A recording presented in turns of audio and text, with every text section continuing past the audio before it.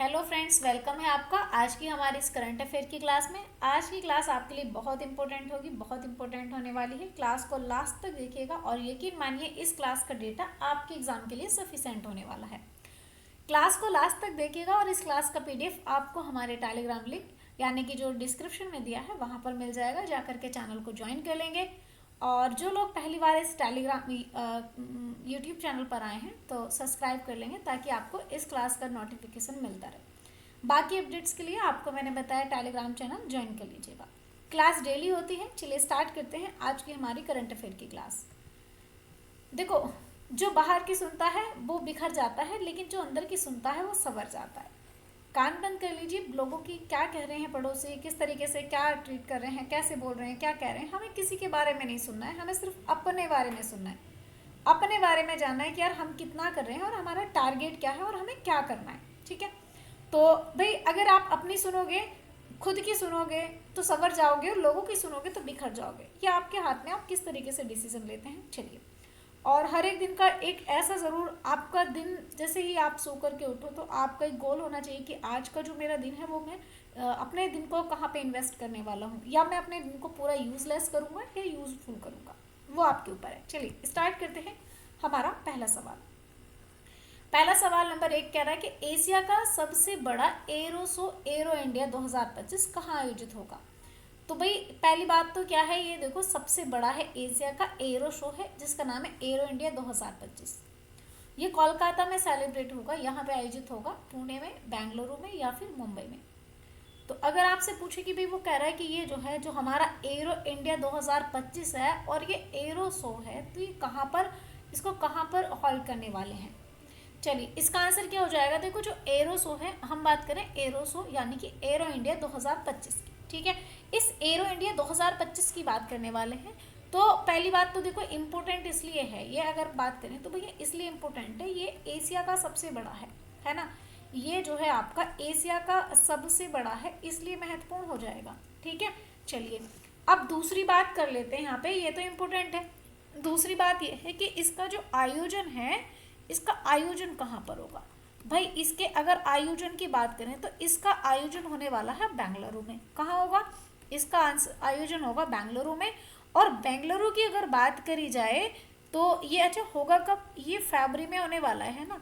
कब होगा, ये फरवरी में होने वाला है 2025 में, है ना। चलिए अच्छा एक बात बताओ, बेंगलुरु की बात करें तो बेंगलुरु में कहाँ पे होने वाला है, जो येलहंका एयरफोर्स, यहाँ पे जो क्या बोलते हैं, येलहंका जो आपका एयरफोर्स स्टेशन है ना, यहाँ पर होगा। ठीक है, चलिए तो येलहंका में आप थोड़ा सा ध्यान रखेंगे, अगर आपसे पूछ ले तो येलहंका में होगा। ठीक है, चलिए अच्छा एक बात हो रही है कि आपसे पूछेगा इसकी थीम क्या रहेगी। अगर इसकी थीम की बात करें तो थीम क्या रहेगी, तो इसकी थीम रहने वाली है run way two billion app. ठीक है, बिलियन ऐप की बात करें तो ये इसकी थीम रहने वाली है। ठीक है, आंसर हो जाएगा ऑप्शन सी, बिल्कुल करेक्ट आंसर हो जाएगा। आंसर होगा हमारा ऑप्शन सी। चलिए तो आप यहाँ पे देखो, ये जो है ये एरो इंडिया 2025 का जो है ये एरो शो है, और ये एरो शो हमारा एशिया का सबसे बड़ा है। मतलब ऐसा नहीं है कि सिर्फ इंडिया में सबसे बड़ा है, भाई ये पूरा जो एशिया है ना, एशिया में जितने कंट्री आते हैं उनका सबसे बड़ा है, और इसीलिए ये इम्पोर्टेंट भी है, स्टार मार्क कर लेंगे। ठीक है, चलो अगला सवाल नंबर 2। सवाल नंबर 2 है कि हाल ही में ग्लोबल पावर सिटी इंडेक्स 2024 में शीर्ष स्थान किसे मिला है। बात हो रही है ग्लोबल पावर इंडेक्स की, और ग्लोबल पावर इंडेक्स में सिटी दी है भैया 2024 में टॉप कौन रही। ग्लोबल पावर इंडेक्स मतलब कि भाई वहाँ कौन सी सिटी हैं जो ग्लोबल पावर के अकॉर्डिंग, मतलब जहाँ पे जिन्होंने डेवलप तो किया है, सतत विकास को ध्यान में रखते हुए डेवलप किया है ना। चलिए सबसे पहले देखो वो कह रहा है ग्लोबल पावर सिटी की बात कर रहे हैं, है ना। चलिए पहली बात तो ग्लोबल पावर सिटी की बात करें तो ये एक, इस सिटी की बात करें भाई, एक इंडेक्स आई है। ठीक है, और इस इंडेक्स की बात करें, ये इंडेक्स 2025 की है, 2024 की है। ठीक है, 2024 की इंडेक्स आई है। ठीक है, अगर बात करें तो भाई इसकी ये जो इंडेक्स आई है ग्लोबल पावर सिटी इंडेक्स 2024 की, तो इसमें जो टॉप कंट्री रहे हैं इनकी बात करें तो नंबर 1 पे जो रहा है सबसे ऊपर, ये रहा भाई लंदन। ठीक है, पहले नंबर पे रहा लंदन, और दूसरे नंबर पे बात करी जाए तो ये रहा है न्यूयॉर्क, न्यूयॉर्क सिटी। लंदन कहाँ का हो जाएगा, उत्तराखंड का आप देखेंगे लंदन हो जाएगा। न्यूयॉर्क की बात करें तो न्यूयॉर्क आपका यूएसए की बात कर ले। और अगर इसके बाद बात करें क्या बोलते हैं नंबर 3 पर देखें, 3 में टोक्यो, और टोक्यो कहाँ का हो जाएगा आपका, ये हो जाएगा आपका जापान का हो जाएगा, ठीक है। और इसके बाद में 4th नंबर की बात करें तो ये हो जाएगा पेरिस, और पेरिस किसका हो जाएगा, ये हो जाएगा फ्रांस का। अब बात करें देखो इंडिया में कौन रहा है, तो अगर मैं कहूँ कि भाई भारत का कौन सा स्थान हो जाएगा इंडिया का, तो इंडिया का जो रहा है ये रहा है, इंडिया का रहा है 48 नंबर पर, 48वें नंबर पर, और इंडिया का रहा है मुंबई सिटी, ठीक है। ये रहा है मुंबई सिटी जो हमारा इंडिया का हो जाएगा, है ना। तो ये 48 नंबर पर इंडिया है, 1st नंबर पर लंदन है, 2nd पर न्यूयॉर्क है, 3rd पर टोक्यो है, ठीक है। ये सारी चीज़ें आपको याद रखनी है, 1st पर उसने पूछा है तो आंसर होगा London is the correct answer, ठीक है। तो ये हाँ आप यहाँ पे देखोगे कुछ ग्लोबल पावर सिटी हैं, तो ये अलग अलग हैं। जो यहाँ पे आप देखो 1st नंबर, मैंने कहा था कि 1st नंबर पे कौन सा रहा है, 1st नंबर पे रहा है आपका लंदन, जो यहाँ पर हो जाएगा ये लंदन है 1st नंबर पर, ठीक है। अच्छा 2nd नंबर की बात करें तो 2nd नंबर पे कौन रहा है, ये रहा है न्यूयॉर्क, ठीक है, 2nd नंबर पे रहा है। और अगर 3rd की बात करी जाए तो इसके बाद मेरा है टोक्यो, जो आप जापान में देखोगे यहाँ पे, जो आपका जापान में हो जाएगा। और इसके बाद में फिर आप देखोगे इंडिया जो है हमारे यहाँ पे आप बात करें तो ये जो है इंडिया 48 नंबर पर है, ठीक है। चलिए आगे बात कर लेते हैं, सवाल नंबर 3। क्वेश्चन नंबर 3 है कि हाल ही में भारत में जनरेशन बीटा, अच्छा मैंने अभी आपको पढ़ाया था जनरेशन बीटा, इसका पहला बेबी बॉय हुआ है, और ये कहाँ पर हुआ है। अच्छा कुछ कई बार आपको ऐसा नहीं लगता कि कुछ लोग नसीब लिखवा के लेके आते हैं, मतलब ये बच्चा उस टाइम पे पैदा हो गया इसीलिए करंट अफेयर में आ गया है ना, बिल्कुल। तो ये मिजोरम में हुआ है, मणिपुर में, त्रिपुरा में, असम में। चलिए खैर अब आप अपनी किस्मत में ऐसा मत सोचना कि यार हमारी किस्मत ज़्यादा बेकार है क्या, नहीं भाई। देखिए अगर इसकी बात करें तो हम बात कर रहे हैं जनरेशन बीटा की, किसकी बात कर रहे हैं, जनरेशन बीटा।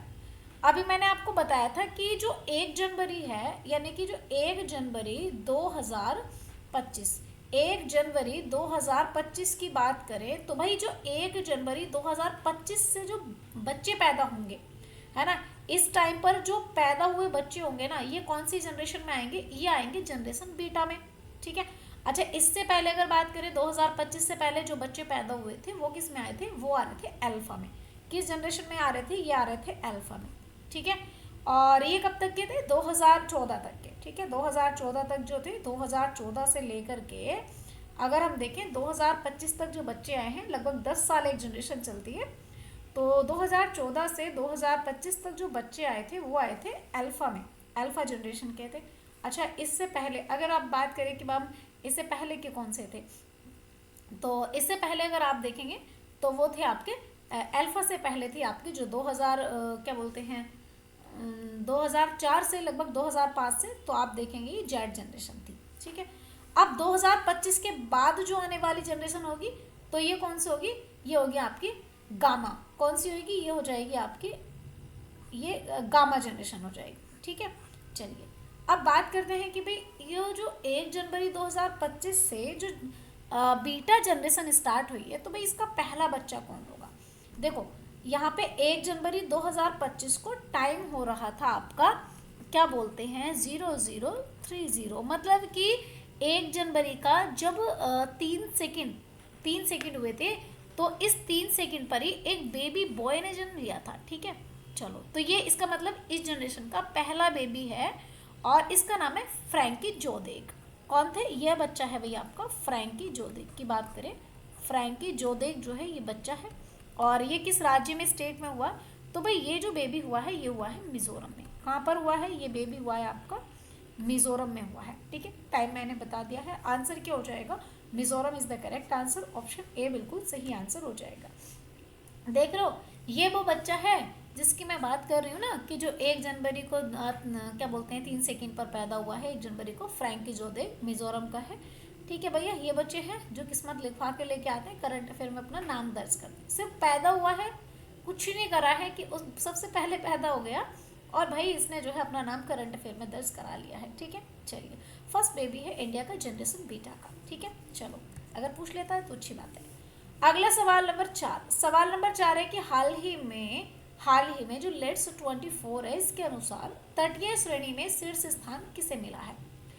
तो भाई किसको मिला है लेट्स 24 में? गुजरात को, गोवा, केरल, कर्नाटक, किसको भाई टॉप स्थान मिला है? चलिए, अगर बात करी जाए यहाँ पर, हम बात करें लेट्स 24 की, हम बात कर रहे हैं यहाँ पे लेट्स 24, अगर इसकी बात करें 2024 की, तो लेट्स 2024, पहली बात तो देखो है क्या, इसको प्रकाशित कर किसने करा है? अगर बात करें कि भाई इसको प्रकाशित किसके द्वारा किया गया है, ये प्रकाशित है, ठीक है, इसको प्रकाशित जो करा है वो किसने करा है? वाणिज्य उद्योग मंत्री के द्वारा। इसको जो हमारे वाणिज्य उद्योग मंत्री हैं, इनकी बात करें, वाणिज्य जो उद्योग मंत्री हैं, इन उद्योग मंत्री की बात करी जाए, इन्होंने भाई इसको जो है यहाँ पे प्रकाशित करा है। कौन है हमारे मंत्री? ये हो जाएंगे पीयूष गोयल, ठीक है। पीयूष गोयल की बात करें तो जी जो ये पीयूष गोयल हैं, इन पीयूष गोयल के द्वारा जो है यहाँ पे इसको प्रकाशित किया गया है। अच्छा, दूसरी बात आती है कि भाई ये काम क्या करेगा, इसका काम क्या होगा, इसको जो हमने जारी किया है, काम क्या होगा? जो माल है इसकी आवाजाही आसान हो जाएगी, यानी कि जो माल है इसका लेन देन या माल की जो आवाजाही होती है, इस आवाजाही की बात करें तो इसको आसान बनाने के लिए करा है, ठीक है। अच्छा, दूसरी बात ये आती है कि भाई ये जो है कितने राज्यों में, या मैं कहूँ कि ये कौन कौन से तटीय राज्य इसमें शामिल हैं। अगर बात करें कि भाई ये तटीय स्टेट कौन कौन से इसमें शामिल हो जाएंगे, तो देखो तट से लगने वाले तो 9 स्टेट हैं, बट इसमें कौन कौन से? एक तो हो जाएगा गुजरात जो इसमें शामिल है, ठीक है, और इसके बाद में आप देखेंगे गुजरात आपका हो जाएगा जो इसमें शामिल है। और अगर मैं कहूँ कि भूमि से लगने वाला जो स्टेट है, यानी कि भू आबाद्य कह सकते हैं, या फिर भूमि या लॉन्ड लेक कंट्री बोल सकते हैं, या भूमि आबाद्य कहें तो भी, है ना।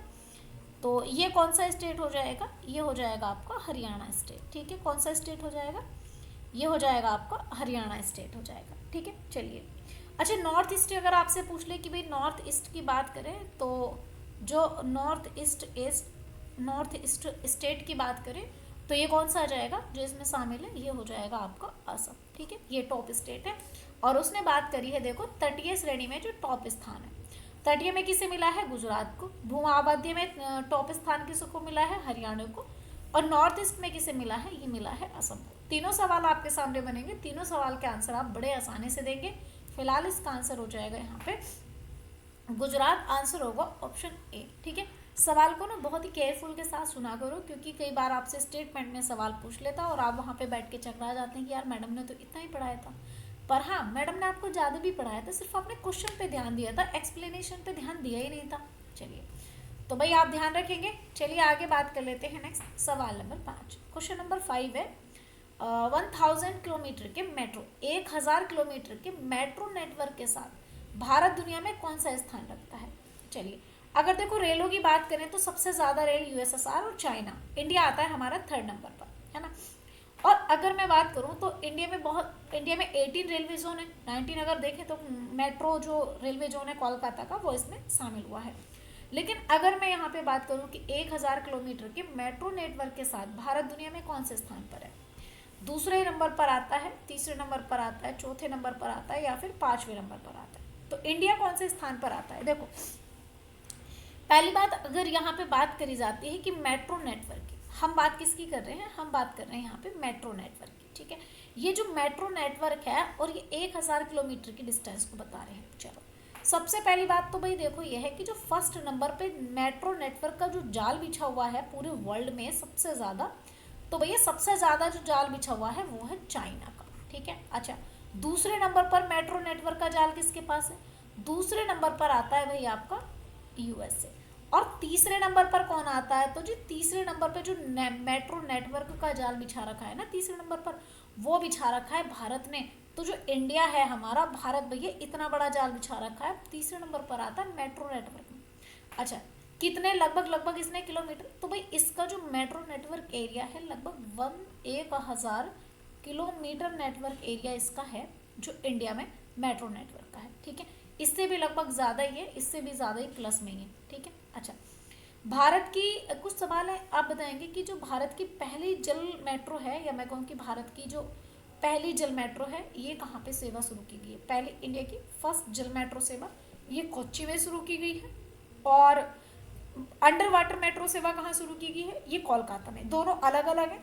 अंडर वाटर मेट्रो सेवा कोलकाता में हुगली नदी पर शुरू की गई है और इसको रेलवे जोन नंबर 19 भी दिया गया है। ठीक है, तो ये रेलवे जोन में भी शामिल हुई है, तो आप इनको थोड़ा सा याद रखेंगे। और चलिए लिख देती हूँ कि जो आपकी कोलकाता मेट्रो है अगर बात करें तो या पहली अंडर वाटर मेट्रो जो हमारी फर्स्ट अंडर वाटर मेट्रो है इसकी बात करें, अंडर वाटर मेट्रो की बात करें तो ये मेट्रो कौन सी हो जाएगी? ये हो जाएगी आपकी कोलकाता में। कहाँ हो जाएगी? ये हो जाएगी कोलकाता में। और कोलकाता में भी कौन सी नदी हो जाएगी? हुगली नदी। कौन सी हो जाएगी? हुगली नदी। ठीक है, हुगली नदी पर है ये। और दूसरी बात देखो ये है कि इसको रेलवे जोन भी बनाया गया है। अगर इसकी बात करें तो ये रेलवे जोन में शामिल है। ठीक है, ये आपकी जो रेलवे जोन है इस रेलवे जोन में शामिल हो जाएगी। अच्छा, अगर बात करी जाए कि आपसे कि भारत की फर्स्ट जल मेट्रो कौन सी है? अगर बात करें कि जो भारत है भारत की जो है प्रथम या पहली जल मेट्रो सेवा कौन सी हो जाएगी? तो भारत की पहली जल मेट्रो सेवा की अगर बात करें तो ये हो जाएगी आपकी कोच्चि जल मेट्रो सेवा। कौन सी हो जाएगी? कोच्चि। ठीक है ना। चलिए, दोनों ही सवाल आपके लिए इंपॉर्टेंट हो जाएंगे और दोनों ही महत्वपूर्ण है, ध्यान रखेंगे। आंसर हो जाएगा यहाँ पे तीसरे नंबर पर, यानी कि 1000 किलोमीटर की मेट्रो नेटवर्क के साथ इंडिया थर्ड स्थान रखता है अपना पूरे वर्ल्ड में। चलिए आगे बात कर लेते हैं। देखो कह रहे हैं कि भाई यहाँ पे कह रहे हैं कि अभी मेट्रो में जो है यहाँ पे मज़ा आ गया है बेडू, क्योंकि 1000 किलोमीटर के जो है लगभग ये इतना टारगेट अचीव करा है इंडिया मेट्रो ने। चलिए अगला है क्वेश्चन नंबर 6।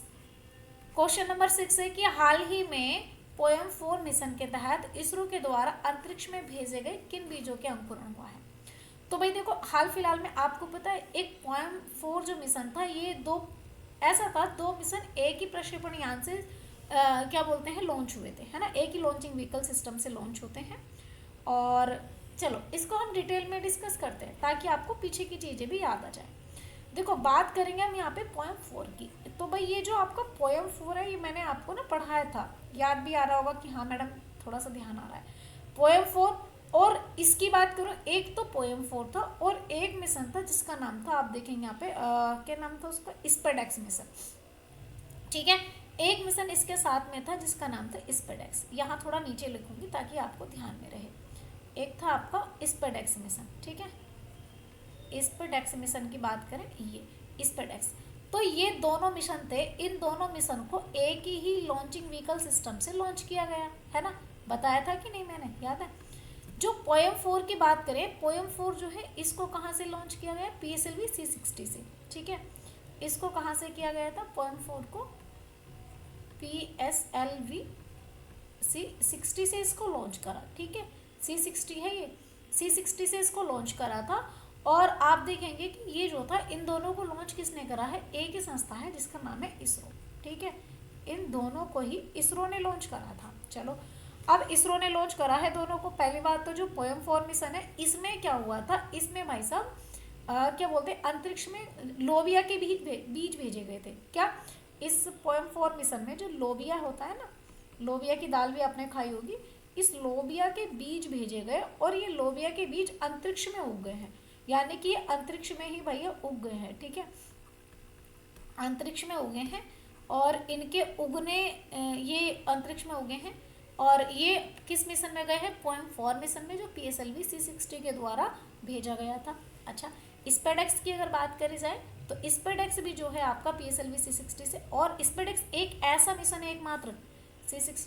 अगर स्पेडेक्स की बात करूँ ना तो ये जो स्पेडेक्स मिशन है ना ये एकमात्र ऐसा मिशन है जो इसरो ने भेजा था। और ये आप डॉकिंग मिशन है, कैसा है? ये है डॉकिंग मिशन। ठीक है, ये डॉकिंग मिशन है, यानी कि अंतरिक्ष में दो उपग्रहों को आपस में जोड़ सकता है, कनेक्ट करेगा। अच्छा, क्या ऐसा पहले कर चुके हैं? हाँ देखो, अगर आज से पहले बात करें तो यूएस से है, साथ में रूस है, साथ में चीन है, ये 3 कंट्री कर चुके हैं। और अगर इंडिया की बात करें तो इंडिया 4th नंबर पर आ जाएगा। अगर भारत की बात करें तो भारत इनके बाद में यानी कि 4थे नंबर पर ऐसा करने वाला हमारा देश हो जाएगा। और इसकी बात करें तो मैंने कहा कौन से बीज भेजे गए थे? लोबिया के बीज भेजे गए हैं आंसर होगा option A is the correct answer. तो अंतरिक्ष में भाई जो पोएम 4 मिशन है इसके द्वारा लोबिया के बीज भेजे गए थे। ठीक है, चलिए यहाँ पर आप देख रहे हो अंतरिक्ष में जो है इस तरीके से ये जो आप देख रहे हो ये लोबिया के बीज हैं जो अंतरिक्ष में उग चुके हैं। अब इस बात से इस बात का पता चल सकता है कि हाँ अंतरिक्ष में अगर कोई देखो वनस्पति वहाँ पे उग रही है तो इसका मतलब क्या है, वनस्पति को उगने के लिए प्रकाश की ज़रूरत होती है, पानी की ज़रूरत होती है, और अगर वो वहाँ पे उग रही है तो वहाँ पे मनुष्य भी कहीं ना कहीं रहने में सफल हो सकता है ना। ऐसा नहीं है कि इसरो ने इसको मजाक मजाक में भेजा है। इसरो का ये मकसद है कि भाई भारत में कि भारतीय भी अगर ऐसा हो तब पॉसिबल है कि यहाँ से जनता वहाँ रह सके। तो चलिए फिलहाल अगला है क्वेश्चन नंबर 7। क्वेश्चन नंबर 7 है कि हाल ही में जस्टिन ट्रूडो ने किस देश के प्रधानमंत्री पद से इस्तीफा दे दिया है। अच्छा, बहुत ज़्यादा चर्चा में रहे थे ये, इंडिया में भी आए थे और इंडिया में भी आपने देखा होगा कि बहुत चर्चा में रहे थे अपने क्या बोलते हैं जिस ये एयरक्राफ्ट से आए थे, उस एयरक्राफ्ट या मैं कहूँ एयरप्लेन से जिससे आए थे वो बहुत ज़्यादा चर्चा में रहा था, है ना। यही है जस्टिन ट्रूडो जो इंडिया को एक बार तिरछी नज़र से भी देख रहे थे और इंडिया का एक भगोड़ा वहाँ पे पहुंचा था और उसका भी हमने कहा था कि हमें सौंप दो। उसके बारे में इन्होंने क्या कहा था, नहीं जी, उसको प्रोटेक्ट करने के लिए खड़े थे। वो बोले कि इंडिया ने इसको ज़बरदस्ती हमारे यहाँ इस तरीके से क्या बोलते हैं ऐसे ऐसे करतूतों के लिए भेजा था। खैर, जबकि इनका बहुत ज़्यादा प्रोटेस्ट भी वहाँ पर चला था। खैर, ये नॉर्वे के प्रधानमंत्री हैं, कनाडा के हैं, डेनमार्क के हैं या जर्मनी के हैं। कहाँ के प्रधानमंत्री हो जाएंगे। चलिए देखो, अगर बात करें ना जस्टिन ट्रूडो की, अगर बात करी जाए भाई यहाँ पे जो जस्टिन ट्रूडो हैं, अगर इनकी बात करी जाए इन ट्रूडो की, तो जो जस्टिन ट्रूडो हैं ये हैं प्रधानमंत्री, और ये प्रधानमंत्री कहाँ के हैं, ये प्रधानमंत्री हैं कनाडा के। कहाँ के हैं, ये प्रधानमंत्री हैं कनाडा के। अच्छा, किस पार्टी से हो जाएंगे, अगर इनकी पार्टी की बात करें तो भाई ये है लिबरल पार्टी से। कौन सी, इनकी लिबरल पार्टी है। ठीक है, अच्छा दूसरी बात ये कि भाई ये अपने पद से इस्तीफा दे रहे हैं। अच्छा, पद से इस्तीफा देने का कारण क्या है, पद से अगर कोई इस्तीफा देता है तो कारण क्या है। इनका पद से इस्तीफा देने का कारण ये है कि भाई सबसे पहली बात तो ये है कि इनके द्वारा बहुत ही अर्थव्यवस्था खराब हो गई है ना। पहला कारण तो ये है कि अर्थव्यवस्था जो है ये बड़ी खराब है ना। सही से लिख देती हूँ, एक सेकेंड, मिस्टेक हो गई लिखने में। पीछे से म्यूजिक की आवाज़ आ रही है, मोहल्ले वाले देख लो। आप कब बजवा रहे हो ऐसा म्यूजिक, पढ़ लिख के जल्दी नौकरी लो और ऐसे म्यूजिक पे डांस करो। चलो, अगर बात करें तो भाई इनका जो है ये कहने की जो अर्थव्यवस्था है, ये अर्थव्यवस्था इनके टाइम से खराब हो गई है, खराब अर्थव्यवस्था है। चलो, दूसरी बात अगर बात करें तो भाई दूसरी ये भी इनका कहना है कि ये बहुत ही कम लोकप्रिय हैं। रीज़न दूसरा ये है कि कम लोकप्रिय भी हैं। ठीक है, इनको कम लोकप्रिय भी बताया गया है, इसीलिए भाई इनको अपनी पार्टी से इस्तीफा देना पड़ा है। अब आपको मैं बताऊं, देखो क्या होता है इंडिया में भी ये सिस्टम है, अगर मान लिया जाए प्रधानमंत्री या हमारी जो मंत्रिमंडल है अगर ठीक से काम नहीं करती है या जनता के हित में काम नहीं करती है, तो उस टाइम पर अगर जो प्रधानमंत्री हैं ये प्रधानमंत्री अगर अपने पद से इस्तीफा दे दें, मान लिया इन्होंने ये ठीक से काम नहीं कर रहे, मान लिया इन्होंने अपनी मर्जी से इस्तीफा दे दिया, तो जो हमारी पार्लियामेंट है यानी कि जो हमारे मेंबर्स ऑफ पार्लियामेंट हैं, जितने भी हमारे एमपी होंगे, जो जितने भी हमारे लोकसभा के सदस्य हो जाएंगे, फिर मतलब लोकसभा के जितने भी सदस्य हैं इनकी सदस्यता सब मतलब पार्लियामेंट सिस्टम पूरी लोकसभा भंग हो जाएगी। ठीक है, और अगर एक कंडीशन तो होती है कि खुद इस्तीफा दे दें, दूसरी कंडीशन ये होती है कि भाई ये ठीक से काम नहीं कर रहे हैं, तो इनके लिए कि भैया आप ठीक से काम नहीं कर रहे हो, हमें आपके काम में भरोसा नहीं है।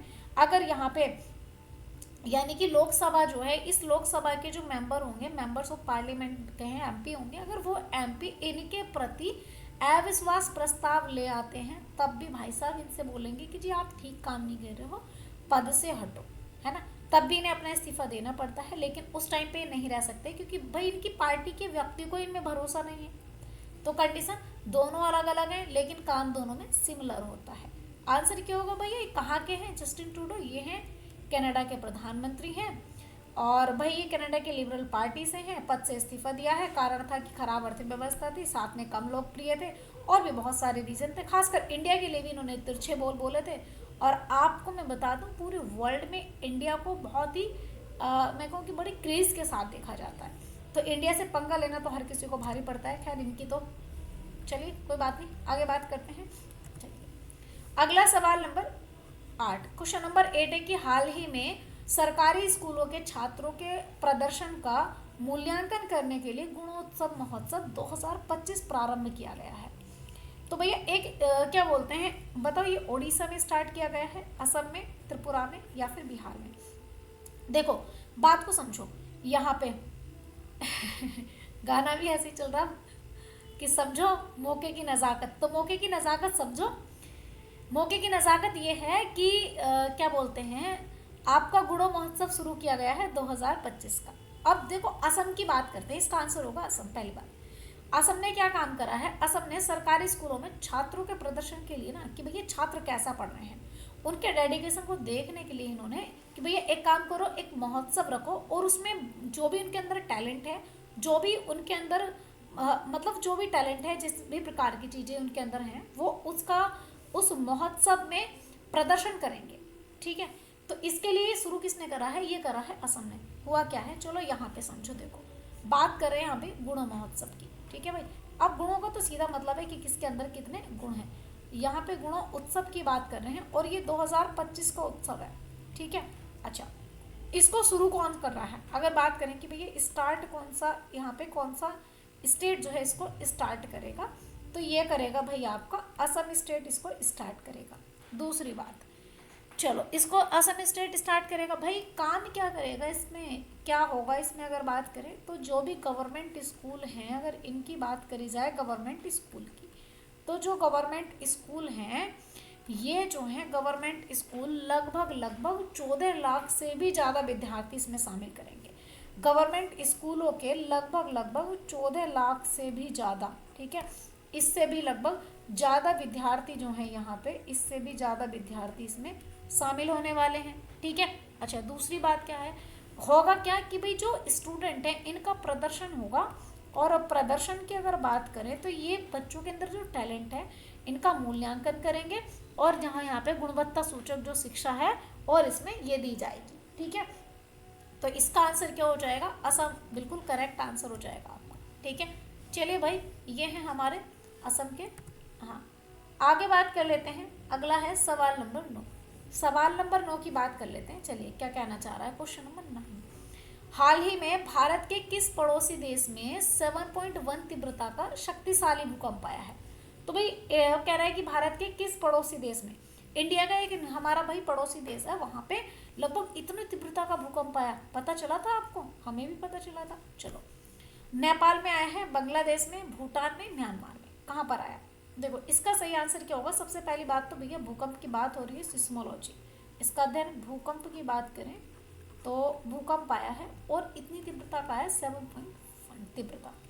चलो भाई, इसकी तीव्रता नापते काय में है अगर बात करें तो भाई एक होता है, अगर तीव्रता की बात करें तो सिस्मोग्राफ होता है, अगर बात करें सिस्मोग्राफ में भाई इसको मेज़र किया जाता है। ठीक है, अच्छा, और भूकंप का अध्ययन क्या कहलाता है, अगर अध्ययन की बात करें तो कई बार पूछा जाता है, इसको बोलते हैं सिस्मोलॉजी। क्या बोलते हैं, इसको बोला जाता है सिस्मोलॉजी। ठीक है ना, ओके, सिस्मोलॉजी।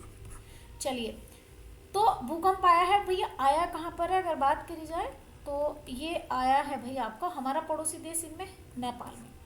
कहाँ पर आया है, ये आया है भाई नेपाल में। कितनी तीव्रता का है, 7.1 तीव्रता, यानी कि काफ़ी हानि हुई होगी, देखने के लिए मिली होगी। अब नेपाल के भी अगर बात करें तो नेपाल में आया है, लेकिन अगर नेपाल की बात करें कौन सा क्षेत्र हो जाएगा, तिब्बत वाला क्षेत्र। अब मैं तिब्बत क्यों लिखवा रही हूँ, देखो तिब्बत लिखवाने का रीज़न ये नहीं कि तिब्बत वाले क्षेत्र में, अगर बात करी जाए कि भाई इसका जो आया तो तिब्बत में, अगर केंद्र की बात करी जाए कि भाई तिब्बत में तो आया है, लेकिन केंद्र क्या रहा है, तो जो तिब्बत है ना, ये तिब्बत की बात करी जाए तो तिब्बत इस भूकंप का केंद्र रहा है।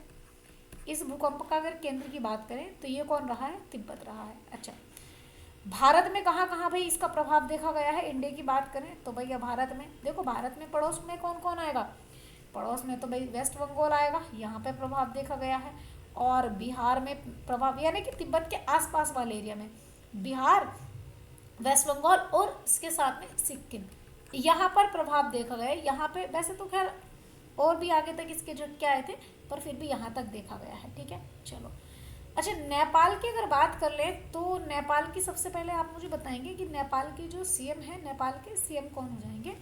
चलिए, अगर नेपाल की बात करें, राजधानी और माफ़ कीजिएगा, वहाँ पे चीफ मिनिस्टर नहीं होंगे, वहाँ के पीएम। नेपाल के प्राइम मिनिस्टर कौन हो जाएंगे? ये हो जाएंगे शिगेरु इशिबा। ठीक है, कौन हो जाएंगे? ये हो जाएंगे आपके शिगेरु इशिबा। की बात करें तो ये शिगेरु इशिबा हो जाएंगे। और इसकी भाई कैपिटल क्या हो जाएगी? टोक्यो इसकी कैपिटल हो जाएगी। ठीक है, चलिए अगले सवाल की तरफ चलते हैं। तो आप देखेंगे कुछ इस प्रकार की स्थिति नेपाल में थी, है ना। चलिए, तिब्बत में, क्योंकि केंद्र बिंदु तिब्बत रहा है, वहाँ पे ज़्यादा स्थिति खराब रही थी। आज का अंतिम सवाल नंबर 10। हाल ही में दुनिया की सबसे बुजुर्ग ओलंपिक चैंपियन एग्नेस सैकेलिट, इनका भाई निधन हो गया है। और ये कहाँ से संबंध रखती हैं? अगर बात करी जाए ना एग्नेस के, पहली बात तो भाई सबसे बुजुर्ग महिला है, चैंपियन है। ठीक है, नाम है इनका एग्नेस कैलेटी। एग्नेस कैलेटी की बात करें तो भैया सबसे बुजुर्ग महिला चैंपियन है और इनका भाई निधन हो गया। और निधन जो हुआ है मात्र 103 साल की थी ये। इतने से वर्षों में, इतनी कम जी है बेचारी, इतने से कम वर्षों में इनका निधन हो गया। चलो, ओलंपिक, भाई इनका जो संबंध था, ये ओलंपिक चैंपियन रही हैं। अच्छा, तो भैया किस खेल से संबंध रखती थी? अगर इनके संबंध की बात रखी जाए तो भैया जिम्नास्ट थी। कौन थी? ये थी जिम्नास्ट। ठीक है, ये जिम्नास्ट से संबंध रखती थी। ठीक है, अच्छा दूसरी बात यह है कि भाई ये जो है एलेन कैलेटी की बात करें तो इनका संबंध अगर एरिया की बात करें कि भाई ये संबंध किस देश से रखती थी, तो इनका कंट्री था हंगरी। कौन सा था? हंगरी। अच्छा, कैपिटल क्या है? बुडापेस्ट। क्या है? बुडापेस्ट। ठीक है, जहाँ की कैथलीन थी। समझ में आता है? बिल्कुल। तो इसका आंसर क्या हो जाएगा? हंगरी से संबंध रखती है, कैपिटल इसकी बुडापेस्ट हो जाएगी। और ये जिम्नास्ट थी, निधन हो गया है 103 साल की उम्र में। और दूसरी बात यह है कि ये जिम्नास्ट थी। ठीक है, ये सारी चीज़ें आप फिलहाल इनकी ध्यान रखेंगे। ये पिक्चर है कि ये है, वो ध्यान दे रहे हो, ये हैं बिल्कुल। चलिए, फिलहाल आज के लिए इतना ही रखते हैं। और पीडीएफ के लिए आपको मैंने टेलीग्राम चैनल बता दिया है, ज्वाइन कर लेंगे। क्लास अगर आप लास्ट तक देखते हो, क्लास अच्छी लगती है तो बिल्कुल भाई लाइक करेंगे। ठीक है, चलिए पहली बार अगर आप इस चैनल पर आए हैं तो सब्सक्राइब कर लेंगे। ठीक है, थैंक यू फॉर वॉचिंग।